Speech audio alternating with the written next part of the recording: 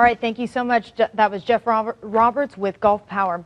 Well, the storm developed quickly, and even our crews came face to face with the tornado. Jacqueline Kovac shot some of the earliest video of the twister.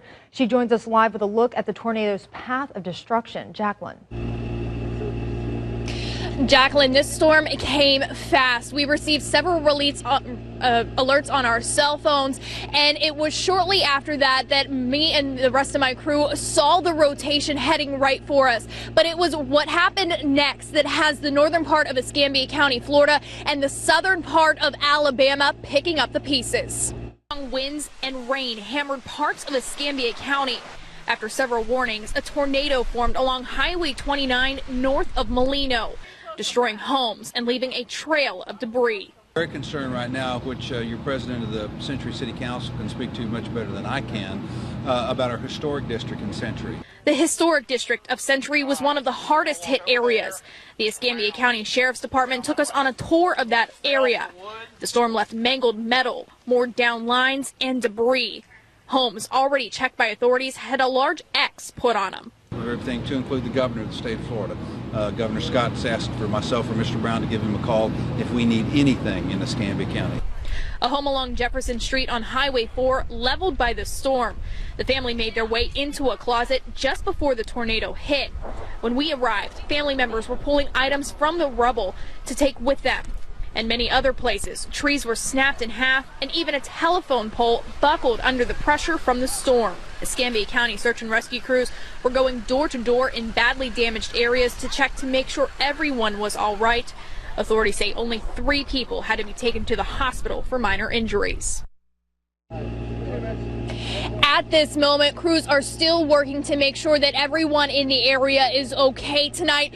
However, they did tell me that they will start assessing the damage tomorrow when there is more daylight. Reporting live tonight, Jacqueline Kovac, Channel 3 News. Team coverage of tonight's tornado damage continues with David Gonzalez. He's live in Century. And David, you were one of the first people to arrive to a neighborhood heavily damaged by this twister. How are those people doing tonight? As you can bet, Jacqueline, a lot of people are terrified about the whole situation that took place. But I just want to point this out. For example, the closest home is a couple hundred feet away, and this is a piece of a fan that is here in the area that we're hanging out with right now. But all the residents that we spoke to tonight say that this whole situation could have been a lot worse. Going through your mind, what are you going to do tonight? I don't know. That's the feeling of uncertainty many residents on Front Street in Century are going through on Monday night after a tornado ripped through the quiet neighborhood. Broken power poles and debris litter the street. Terry White's home was heavily damaged. I just moved here 2 days ago. Yeah, tell us that. I was staying down the road, and this place came available, so I took it. Moved everything in. Been here 2 nights. Other residents like Christine Black needed to be wheeled out. It's devastated, I tell you.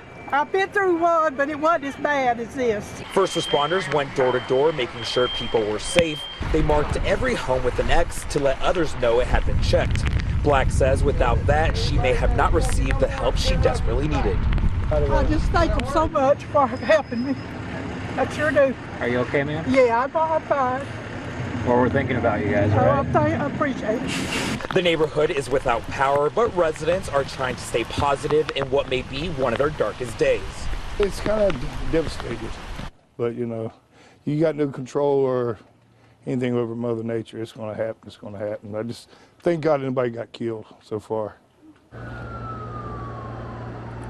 And you heard it right there. Very, very, very thankful to be alive. Right now, a lot of emergency responders are showing up to the area, so it's definitely going to be a long night for residents and also first responders. Reporting live at David Gonzalez, Channel 3 News. All right, thank you, David. Century, of course, not the only place to receive heavy damage. In Pensacola, businesses at 9th Avenue and Creighton Road were hit hard. You can see the East Gate Shopping Center had some structural damage on the front of their stores, and several cars in the Walmart parking lot on Creighton were also damaged. The storm destroyed homes along Burnville and Creary Road. Channel 3's Anthony Purra is live with the damage along that part of Escambia County. Anthony.